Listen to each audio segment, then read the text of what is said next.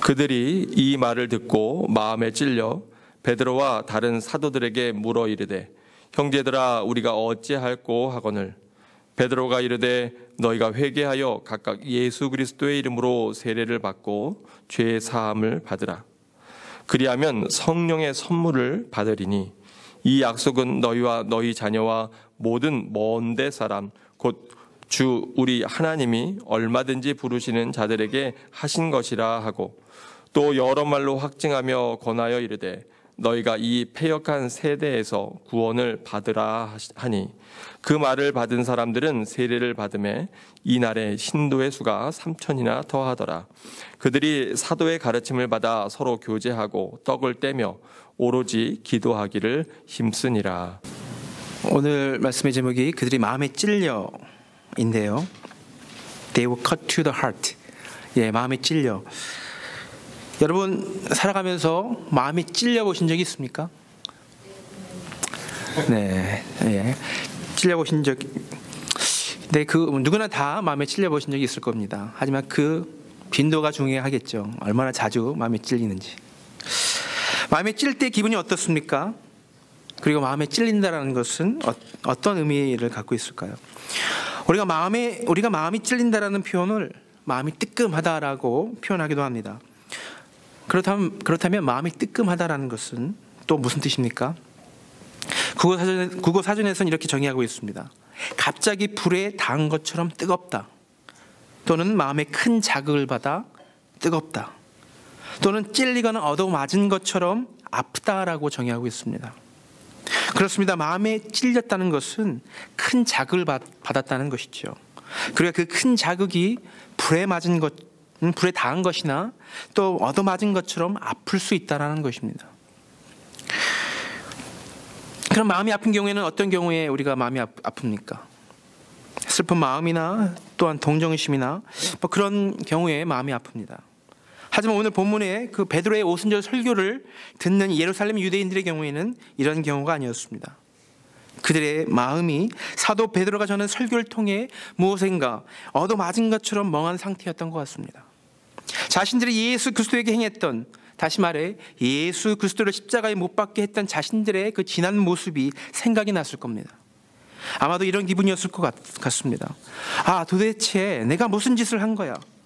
살아계신 하나님의 아버지 아들인 예수 그리스도를 내가 못 박게 했다니, 내가 메시아를 죽인 건가?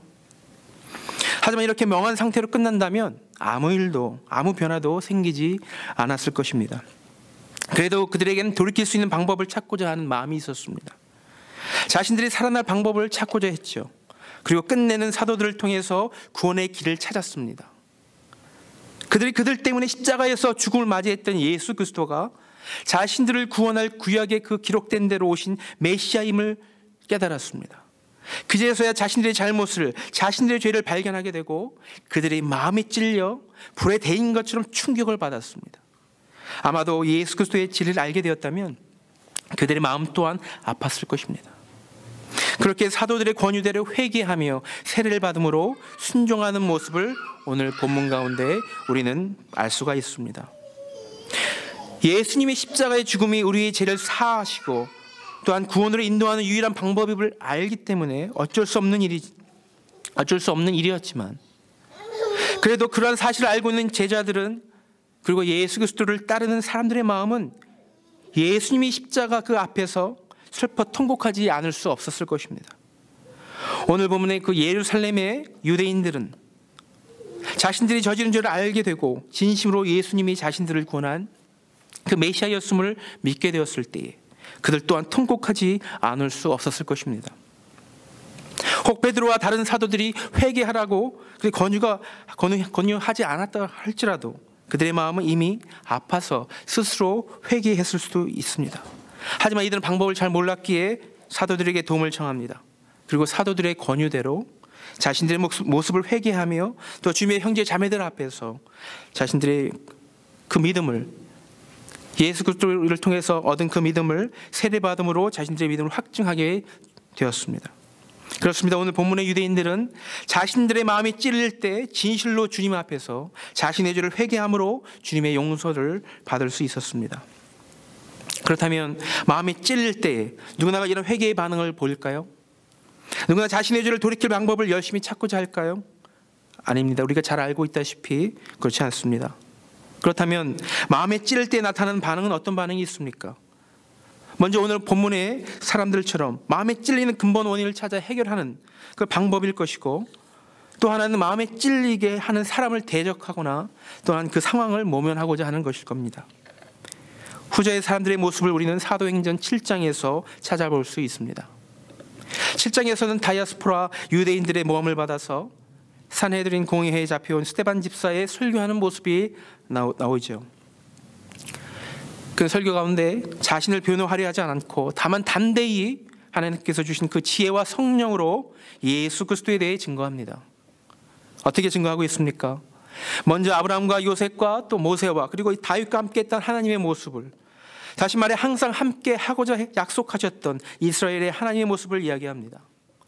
그런 하나님이 함께함에도 불구하고 언제나 깨닫지 못하고 죄 가운데 있던 그 이스라엘의 모습을 지적합니다. 사도행전 7장 52절의 말씀입니다. 너희 조상들이 선지자들 중에 누구를 박해하지 아니하였느냐? 의인이 오시리라 예고한 자들을 그들이 죽였고 이제 너희는 그 의인을 잡아준 자요 살인한 자가 되나니. 지금 스데반 집사 앞에 서 있는 사람들의 모습은 지난 세월 동안 하나님과 함께 하심의 언약을 제대로 기억하지 못하고 자신들의 방법대로 살던 그들의 조상들의 모습과 다르지 않았습니다. 말씀 가운데 예언대로 이 땅에 오셨던 구주 메시아 예수 그리스도를 십자가에 못 박는 죄를 지은 사람들이었습니다. 하나님이 원하시는 모습과는 거리가 먼 사람들의 모습이었죠. 스데반 집사의 설교를 들은 이 사람들의 반응은 어떠했습니까? 7장 54절입니다. 그들이 이 말을 듣고 마음에 찔려 그를 향하여 이를 갈거늘. 그렇습니다. 그들의 반응은 오늘 본문에 나타난 사람들의 반응과는 완전 달랐습니다. 그들은 자신들의 마음을 비수와 같이 찌르는 그 스데반을 향하여 자신들이 받은 상처만을 생각한 채 이를 갈았습니다. 한글 성경에는 마음에 찔려라고 사도행전 2장과 동일하게 번역이 되었지만 이 단어는 오늘 본문의 마음에 찔려의 어근인 카타누소마야와는 다른 단어 디아프리오가 사용되었습니다. 이 단어의 뜻은 furious, 몹시 화가 났다는 것이죠. 분노했다는 것이죠. 그렇습니다. 두 부류의 사람들의 반응은 이렇게 선명하게 차이가 났습니다. 한 부류는 마음에 찔려 그 마음의 아픔의 원인을 찾아 해결하기를 원했지만 자신의 그 방법, 잘못된 방법을 돌이키기를 원했지만 스데반의 말로 인해 마음의 찔림을 받은 사람들의 반응은 헬라의 언어가 뜻하는 것처럼 마음의 분노가 치밀었다는 것입니다. 그 마음의 분노를 즉시 해결하는 방법은 자신들을 화나게 한 그 스데반을 없애는 것이죠. 이처럼 사람들은 분노로 이성을 잃게 되면 자신의 잘못을 돌아보는 게 아니라 눈앞의 것만을 먼저 해결하고자 합니다. 여러분들은 어떻습니까? 누군가에게 내 자신이 불편한 말이나 그런 조언을 들었을 때 어떻게 반응하십니까? 이런 말씀을 준비하고 나누는 저에게도 준비하면서 마음의 찔림이 있었습니다. 왜냐하면 저도 마음의 찔림으로부터 자유롭지 못하기 때문에 그렇습니다. 많은 사람들과 마찬가지로 저도 저의 잘못이나 실수, 또 좋은 말이지만 나의 그 더 나은 방법을 제시하면서 나의 아픈 곳을 찌를 때에 그런 권면을 들을 때조차도 마음이 불편하면 금방 기분이 상하게 됩니다. 제 아내가 이런 말을 종종 합니다. 당신 얼굴 표정에 신경 써. 당신 기분이 얼굴 다 드러나. 전 아닌 것 같은데 그렇게 얘기를 하더라고요. 네. 그렇습니다. 부끄럽지만 저도 그런 상황이 되면 장담할 수가 없겠습니다. 내 기분이 우선시되기 때문에 그렇겠죠. 나에게 그러한 조언하는 사람의 진심을 헤아리기보다는 나의 기분이 먼저이기 때문에 나의 반응은 주로 스데반 집사에게 이를 갈며 분노했던 그런 이들의 모습과 비슷한 것 같습니다. 물론 이 정도로 분노했던 적은 없었습니다. 믿어주시기 바랍니다. 저는 때때로 아내의 말에 마음이 찔릴 때가 있습니다. 언제일까요? 살면서 다들 경험하셨겠지만 특히 남자분들이 저의 마음을 이해해 주실 것 같습니다. 이런 말을 아마 많이 들어보셨을 텐데요. 남자들은 절대 길을 묻지 않는다라고 하는 말이 있습니다. 남자들이 운전할 때 목적지를 찾아 헤맬 때에 누군가에게 물어보면 될 것을 끝까지 자신이 알아서 간다고 물어보질 않는다는 것이지요. 다시 말해서 남에게 묻는다는 것을 본능적으로 싫어하고 자존심 상하는 걸로 여긴다는 것입니다. 물론 저는 그렇게까지 생각하지 않지만 저도 남에게 잘 묻지 않아서 아내에게 한 소리를 듣습니다. 저 사람한테 물어보면 되는데 왜 안 물어보지 않고 그냥 가는 거야? 물어보면 금방 해결될 것을 왜 물어보지 않는 거냐고요. 그러지 말아야 하면서도 잘 되지 않더라고요. 그냥 제가 시간이 걸려도 스스로 해결하려고 합니다. 이런 경우에 아내에게 한 소리를 듣습니다. 그렇게 한 소리를 들었을 때에 저희 마음이 불편해져서 성내는 제 자신의 모습을 보게 되기도 합니다. 그리고 이렇게 얘기합니다. 내가 알아서 할 테니 내버려둬. 내가 알아서 할 테니. 알아서 하는데 잘 안 되죠. 네. 여기 계신 남편 성도님들은 어떠신가요? 저와 비슷한 경험이 있으신가요? 저의 경우에는 그래도 지금은 결혼 초기보다는 아내의 말을 따르는 것이 가정의 화목에 도움이 되는 것을 알기 때문에 그 횟수가 많이 줄었다라고 좀 자신 있게 말을 하고 싶습니다. 하지만 물론 제 아내의 생각은 다를 수 있습니다. 그거는 나중에 물어보시고요. 이렇듯 누군가가 나에게 불편한 말을 할 때 나의 마음에 찔림이 나를 화나게 하는 경우가 많습니다. 그렇게 오늘 본문의 유대인들처럼 자신의 잘못을 뉘우치고 회개하기란 쉽지 않은 것 같습니다. 여기에 계신 분들은 예수님을 믿기에 이곳에서 예배를 드린다라고 저는 믿고 있습니다. 여러분들이 예수님을 믿게 된 계기는 무엇입니까? 대부분의 경우에 오늘 본문에 유대인들이 받았던 마음의 찔림까지는 없었을 것 같습니다. 왜냐하면 우리가 예수 그리스도를 십자가에 직접 못 박히게 하지 않았기 때문에 그럴 것 같습니다. 그렇기 때문에 예수님이 메시아임을 깨닫고 나서 회개했던 이 유대인들의 절박한 마음을 우리는 잘 알지 못할 것 같습니다. 하지만 정녕 우리가 그들보다 나을까요? 그렇지 않습니다. 우리가 직접 예수님의 십자가에 못 박지 않았더라도 예수님께서는 우리의 죄 때문에 십자가에 못 박혀 죽으셨기 때문에 우리의 마음도 그들과 같아야 할 것입니다. 지금 나의 삶이 죄로부터 자유합니까? 그렇지 못합니다. 우리는 죄 가운데 항상 매일매일 삶 가운데 죄 가운데 빠져 살아가고 있습니다. 하지만 내가 죄를 지을 때마다 내게 마음의 찔림이 있어야 할 것입니다. 그 마음의 찔림이 있어야 주님께 회개할 수 있다는 것이죠. 용서를 구하고 받을 수 있다는 것이죠. 그렇게 마음에 찔림이 있다는 것이 얼마나 감사한 것인 줄 모릅니다.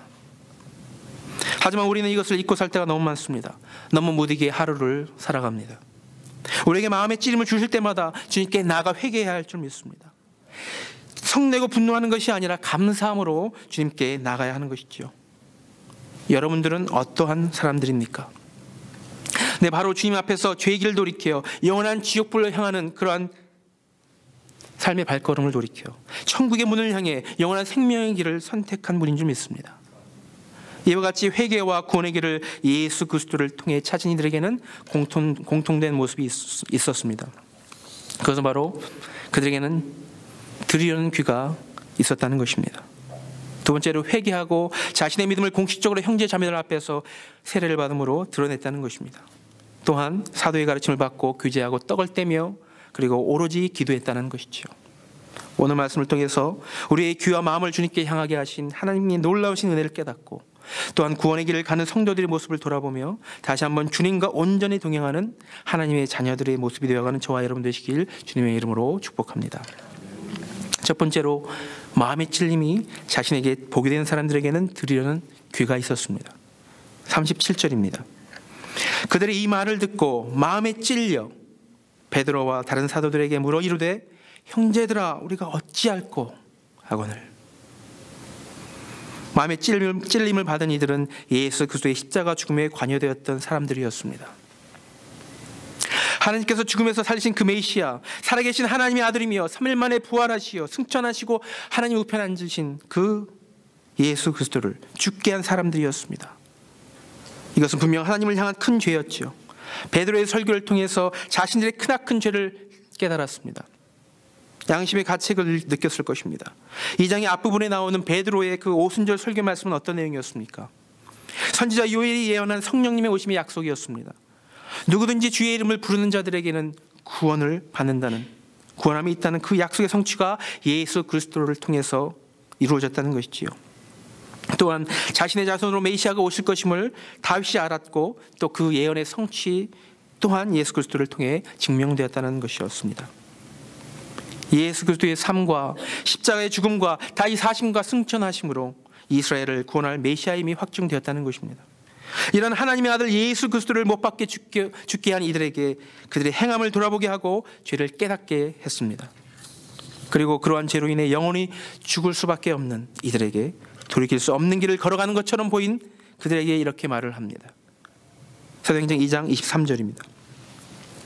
그가 하나님께서 정하신 뜻과 미리 아신 대로 내준 바 되었거늘 너희가 법 없는 자들의 손을 빌려 못 박아 죽였으나. 예수님이 십자가의 죽음은 하나님의 계획이셨기 때문에 하나님의 심판과 형벌을 피할 수 있는 가능성을 보여준 것이죠. 그렇게 베드로의 이야기를 들은 이들은 영원한 죽음의 길로 갈 수밖에 없었지만 들으려는 귀를 가지고 베드로와 사도들의 말에 귀를 기울였습니다. 그때서야 생명의 길이 눈에 들어왔습니다.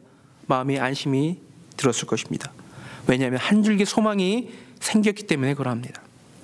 그렇습니다. 우리가 귀를 기울였을 때야 비로소 들리지 않던 해결책이 귀에 들립니다.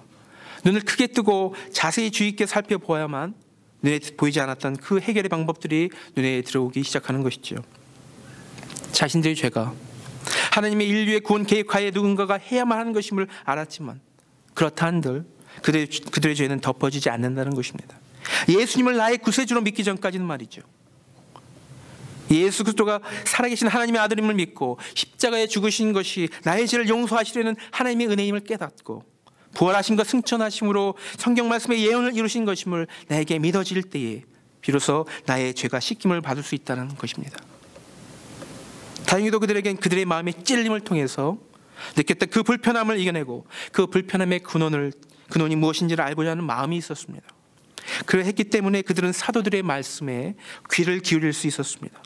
그리고 그 귀 기울임으로 인해서 그들은 구원의 감격을 사도들과 동일하게 경험할 수 있었던 것입니다.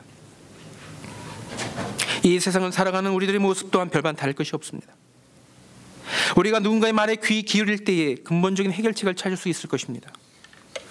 회피나 싸움으로는 완전히 해결할 수 없음을 우리는 잘 알고 있습니다. 그렇게 경청하고 들으려는 마음의 자세가 우리들에게 필요한 것이겠죠. 믿음의 형제 자매들에겐 소망이 있습니다. 우리가 이렇게 돌이킬 수 있었던 유대인들처럼 주님께 돌아왔고 주님을 믿고 하나님의 사랑으로 살아가고자 하는 그 믿음과 마음을 가질 수 있기에 그러합니다. 우리가 예수님을 향한 첫사랑을 기억할 때에 계속해서 하나님의 말씀에 귀를 기울일 수 있을 줄 믿습니다. 우리가 종종 믿음의 공동체 안에서 나누어지고 싸우고 서로가 욕하기도 하는 것을 보게 됩니다. 그래도 우리에게는 예수 안에서 소망이 있습니다. 우리에게 들을 귀를 주신 예수님께서 우리를 포기하지 않으시며 회복할 기회를 주시기에 그렇습니다. 우리는 단지 들을 귀를 활짝 열 수만 있으면 됩니다. 우리의 힘으로도 노력으로 되지 않죠. 우리를 향하신 하나님의 사랑으로 할 수 있습니다. 그렇기 때문에 예수 안에서 주님께 의지하며 계속해서 주님의 말씀을 들을 수 있는 저와 여러분 되시길 주님의 이름으로 축복합니다. 두 번째로 예수님의 복음을 들은 이들은 회개함과 세례받음으로 자신들의 믿음을 믿는 이들에게 공표했습니다. 38절로 41절을 함께 읽도록 하겠습니다. 베드로가 이르되 너희가 회개하여 각각 예수 그리스도의 이름으로 세례를 받고 죄 사함을 받으라. 그리하면 성령의 선물을 받으리니 이 약속은 너희와 너희 자녀와 모든 먼데 사람 곧 주 우리 하나님이 얼마든지 부르시는 자들에게 하신 것이라 하고 또 여러 말로 확증하며 권하여 이르되 너희가 이 패역한 세대에서 구원을 받으라 하니 그 말을 받은 사람들은 세례를 받음에 이날의 신도의 수가 3,000이나 더하더라. 아멘. 베드로는 자신들의 한 죄를 깨닫고 마음의 찔림을 받은 이들이 어떻게 해야 하나 물을 때에 먼저 회개하라라고 이야기합니다. 바로 회개가 죄 용서를 위한 전제 조건이라는 것이죠. 회개하지 않고서는 용서가 없다는 것이죠. 다시 말해 회개가 없으면 용서가 없고 또 죄에 대한 용서를 받지 못하면 구원함에 이르지 못한다는 것입니다. 예루살렘 유대인들에게 진정한 회개란 바로 자신들이 예수님의 십자가의 죽음에 동참한 것을 후회함으로 자신들의 죄를 고백하고 예수님을 거부한 자신들의 모습을 돌이켜서 예수 그리스도를 약속된 메시아 그리고 부활하시고 승천한 주로 인정하고 받아들이는 것을 의미합니다. 그들이 자신들의 죄로부터 돌이켜 예수님께 돌아올 때에 비로소 구원의 길로 들어선다는 것이죠. 그들에게 회개가 없었으면 죄사함이 없었을 것이기에 그들에겐 구원이 없었을 것입니다. 그렇게 예수 그리스도를 믿는 이들에겐 회개가 있었습니다. 예수님을 믿는 여기에 계신 저와 여러분들도 분명 회개하며 주님께 나아가셨을 줄 믿습니다. 죄 가운데 빠져 살아가는 우리에게는 매일매일의 회개의 삶이 되어야 할 것입니다. 예수 그리스도를 믿어 구원의 약속을 받은 우리들이지만 우리에게는 이 땅에서 예수님을 닮아가는 성화의 모습, 거룩해져가는 모습이 있어야 할 것입니다. 성화의 모습 가운데 회개와 순종과 변화가 있어야 할 것입니다. 나의 힘으로 할 수 없으므로 주께 의지하며 매일매일 삶 가운데 성화의 복을 누리는 저와 여러분 되시길 주님의 이름으로 다시 한번 축복합니다. 두 번째로는 베드로는 예수 그리스도의 이름으로 세례를 받으라라고 그렇게 명합니다. 어떻게 보면 세례를 받아야 죄 사함을 얻는 것처럼 오해할 수 있습니다.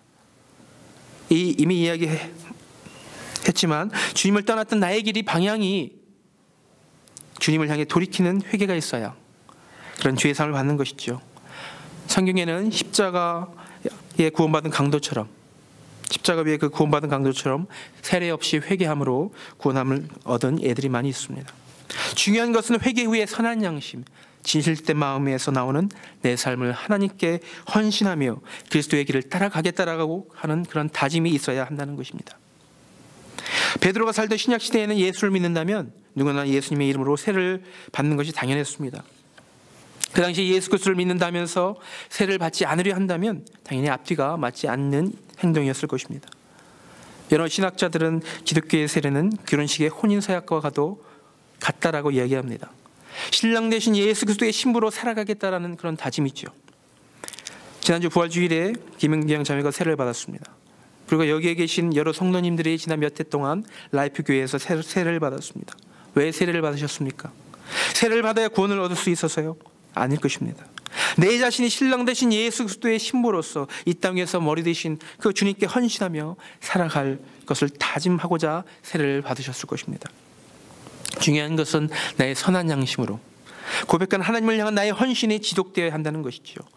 예의적인 나의 삶이 주님을 위해 살겠다고 고백하며 실제로 그러한 삶을 살아갈 때에 하나님을 위해서 내가 기꺼이 손해볼 수 있는 삶이 될 것입니다. 나의 죄된 본성 때문에 예수님의 신부된 나의 신분을 잃을 때가 많습니다. 그렇게 우리는 더욱 주님의 말씀을 열린 귀로 들어야 할 줄 믿습니다. 주님께서 나의 죄를 사하시고 선물로 주신 성령님이 내 안에 계심으로 우리가 내 안에 계신 성령님의 인도하심에 민감하게 반응하며 그의 인도하심에 따라 잘 따라가면 될 것입니다. 주님 안에서 거룩한 신부의 역할을 말씀에 순종하며 성령님의 인도하심 따라 잘 지켜나가는 저와 여러분 되시길 다시 한번 축복합니다. 세 번째로 베드로는 예루살렘 유대인들에게 하나님의 약속을 확인시키고 있습니다. 먼저 지금 베드로의 설교를 듣는 유대인들과 또한 그들의 후손들까지도 더 나아가서는 이 땅의 모든 이들에게 예수 그리스도를 믿음으로 구원을 얻을 것이라는 약속을 다시 한번 이야기하고 있습니다. 이사야서 57장 19절입니다. 입술의 열매를 창조하는 자 여호와가 말하노라. 먼 데 있는 자에게든지 가까운 데 있는 자에게든지 평강이 있을지어다. 평강이 있을지어다. 내가 그를 고치리라 하셨느니라. 아멘. 이래도 하나님께서는 이 땅의 백성들을 치료하실 것임을 약속하셨습니다. 그들이 나음을 입어 주의 평강 안에 거할 것이라고 말씀하셨습니다. 하지만 그냥 이루어지지 않습니다. 하나님의 백성들이 그 역할을 감당할 때 이루어집니다. 사도행전 1장 8절을 함께 읽도록 하겠습니다. 함께 읽겠습니다. 오직 성령이 너에게 임하시면 너희가 권능을 받고 예루살렘과 온 유대와 사마리아와 땅끝까지 이르러 내 증인이 되리라 하시니라. 아멘. 예수님께서 당신의 제자들에게 하신 말씀이죠. 그리고 오늘 본문의 오순절 설교를 통해서 많은 이들이 회개하고 주님께 돌아온 것처럼 그 사도들을 통해서 시작된 이 복음 전도자의 역할을 주님께 돌아와 하나님의 자녀가 된 모든 이들이 또한 감당해야 할 것입니다. 하나님이 우리를 부르실 때 응답하는 우리들 되기를 축복합니다. 하나님이 부르실 때 순종하는 우리들 되기를 기도합니다. 40절에서 보듯이 예루살렘 유대인들이 베드로의 설교를 통해 회심함으로 패역한 세대에서 구원을 받았습니다. 패역한 세대는 무엇입니까? 타락하고 부패한 세대를 이야기하는 것이죠. 그 당시 예수 그리스도를 십자가에 죽게 한 이스라엘의 상태를 이야기하고 있습니다. 구원자로 오신 예수님을 죽게 하고 하나님이 원하시는 것으로부터 멀리 떠나 있던 이스라엘의 모습이었습니다. 출애굽 때 이스라엘도 광야에서 황금 송아지까지 만들어가면서 하나님으로부터 떠났을 때에 출애굽 1세대가 약속의 땅 가나안으로 들어가지 못하고 다 죽은 것을 우리는 잘 알고 있습니다. 그러나 예루살렘 유대인들에게는 기회가 있었습니다. 예수님을 메시아로 믿는 그런 믿음을 갖기만 하면, 그리고 또 회개하고 돌아오면 주님께서는 그 생명의 길을 열어주신다는 것이죠. 베드로와 사도를 통해 믿음으로 회개한 많은 이들이 세례를 받고 하나님께 돌아왔습니다. 하나님의 백성이 120명에서 3,000명으로 늘어난 역사가 이루어진 것이죠.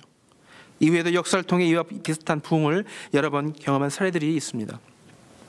하지만 많은 부흥을 했던 한국 기독교가 지금은 감사하고 있다는 그런 소리를 듣습니다. 많은 젊은이들이 교회를 떠나고 또 주일학교가 잘 되어지지 않는다는 소리도 듣고 있습니다.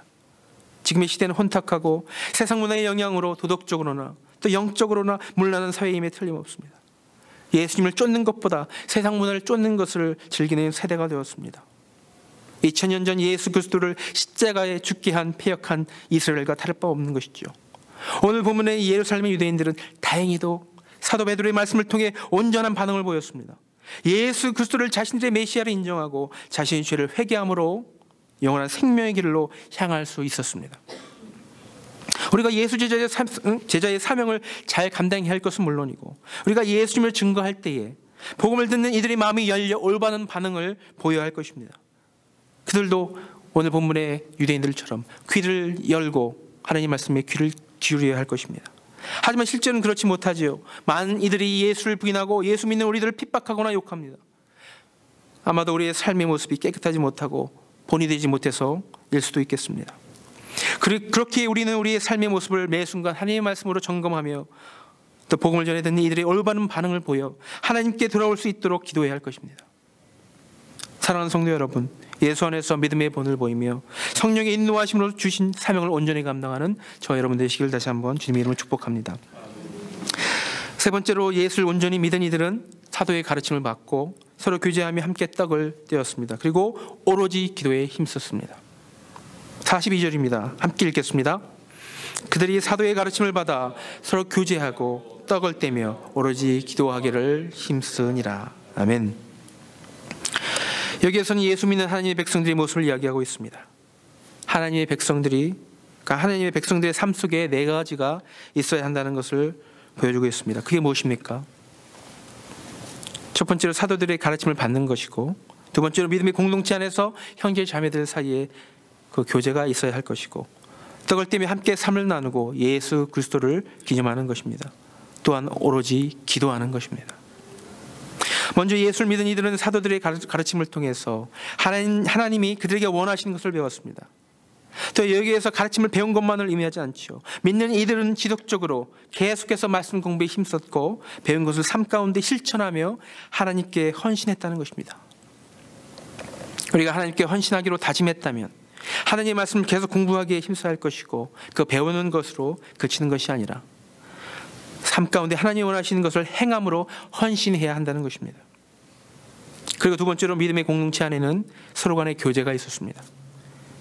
사도행전 2장 44절입니다.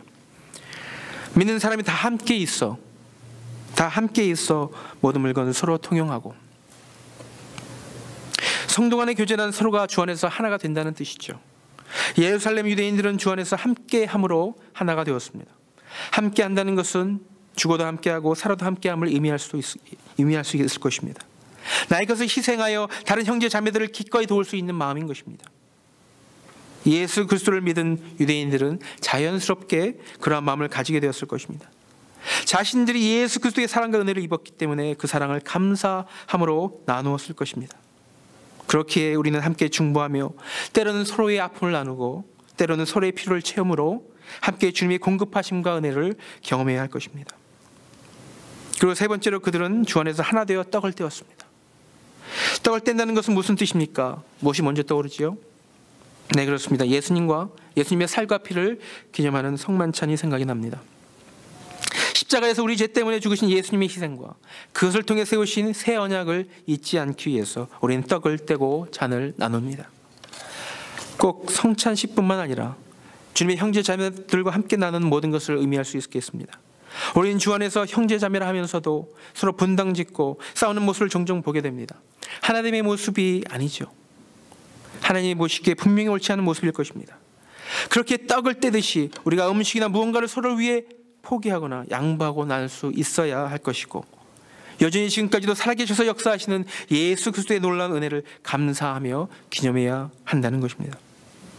또한 네 번째로 예수를 믿은 회심한 유대인들은 오로지 기도에 힘썼다라는 것이죠. 헬라 원어를 보면 복수를 쓰여져 있습니다. 한 번의 기도가 아니라 정기적으로 행해지는 그러한 기도를 의미하는 것입니다. 지금도 마찬가지지만 초대교회에서의 그 기도의 역할은 중요했습니다. 매 순간마다 기도했음을 우리는 말씀을 통해서 잘 알 수 있습니다. 성령님의 오심을 위해서 기도했었고, 또 가룟 유다를 대신해서 12번째 사도가 될 마띠아를 택할 때도 기도했었고, 또한 베드로와 요한이 기도하는 그 시간에 만남 못 걷는 일을 고칠 때에도 예수 그리스도의 이름으로 기도했습니다. 그 외에도 많은 경우에 기도했습니다. 그렇게 예수를 믿는 우리들도 기도에 힘써야 할 것입니다. 내가 필요할 때만이 아니라 정기적인 기도를 통해서 하나님께 받은 그 은혜에 감사하는 마음을 주님께 올려드려야 할 것입니다. 오늘 우리가 본 회개함으로 주님께 돌아온 예루살렘 유대인들처럼 말씀 배우기의 열심으로, 그리고 주 안에서 하나 되어 우리 죄를 위해 대신 죽으신 예수 그리스도의 은혜를 잊지 않고 오로지 기도에 힘쓰며 하나님의 크신 은혜 받는 저와 여러분 되신 주님의 이름으로 축복합니다. 말씀을 정리하겠습니다. 오늘 본문에 마음에 찔림을 받은 이들처럼 나의 마음에 찔림을 주신 하나님께 감사해야 할 줄 믿습니다. 주님의 보혈로 나의 죄가 씻김을 받았으나 우리는 죄 가운데 여전히 있음을 우리는 우리 자신의 모습을 돌아볼 때에 잘 알고 있습니다. 잘 알고 있음에도 불구하고 그것이 잘 해결되지 않습니다. 우리는 성화의 과정을 걸어가고 있는 것입니다. 우리는 예수님을 믿음으로 의롭다 칭함을 받았지만 완전한 의는, 즉 완전한 성화는 종말의 때에 예수님이 재림 가운데 하나님의 최후의 심판 때에 완성되어집니다. 이것은 데살로니가전서 3장 13절에 잘 나와 있습니다. 제가 읽겠습니다. 너의 마음을 굳건하게 하시고 우리 주 예수께서 그의 모든 성도와 함께 강림하실 때에 하나님 우리 아버지 앞에서 거룩함에 흠이 없게 하시기를 원하노라. 아멘. 그렇습니다. 완전한 성화를 이루기 전까지는 우리는 이 땅에서 하나님의 거룩한 그 백성으로 살아가기 위해서 노력해야 할 것입니다. 예수 그리스도를 닮아가기 위해서 노력해야 할 것입니다. 그렇게 사도 바울은 믿는 이들에게 이렇게 권면하고 있습니다. 데살로니가전서 4장 3절로 8절을 제가 읽도록 하겠습니다. 하나님의 뜻은 이것이니 너희의 거룩함이라 곧 음란을 버리고 각각 거룩함과 존귀함으로 자기 안에 대할 줄을 알고 하나님을 모르는 이방인과 같이 세욕을 따르지 말고 이 일에 분수를 넘어서 형제를 해하지 말라. 이는 우리가 너에게 미리 말하고 증언한 것과 같이 이 모든 일에 주께서 신원하여 주심이라. 하나님이 우리를 부르심은 부정하게 하심이 아니요 거룩하게 하심이니 그러므로 저버리는 자는 사람을 저버림이 아니요 너에게 그의 성령을 주신 하나님을 저버림이니라. 아멘. 바로 하나님의 뜻은 우리가 우상 숭배하지 않고 음행에 빠지지 않으며 이웃의 것을 탐내지 않고 성령의 도우심으로 성화를 이루어가는 것입니다. 우리의 찔림이 우리가 회복이 되는 길임을 믿으시기 바랍니다. 우리 마음에 찔림이 있을 때 그것이 성난 분노가 되는 것이 아니라 하나님께서 나를 사랑하셔서 나의 죄를 용서하고자 주시는 것임을 깨닫기를 소망합니다. 주님의 말씀을 들을 귀를 항상 가질 수 있기를 소망합니다. 마음에 찔림이 있을 때마다 나를 돌아보고 주님의 말씀을 듣고 주님 앞에 회개하는 우리 모두가 되기를 소망합니다. 그래서 주 안에서 하나 되어 말씀과 기도 생활에 힘쓰며 함께 믿음의 형제 자매들과 함께 서로 돕고 또 서로 바로 설 수 있도록 덕을 세우는 그러한 믿음의 공동체가 되는 라이프 교회가 되기를 예수 그리스도의 이름으로 축복합니다. 함께 기도하겠습니다.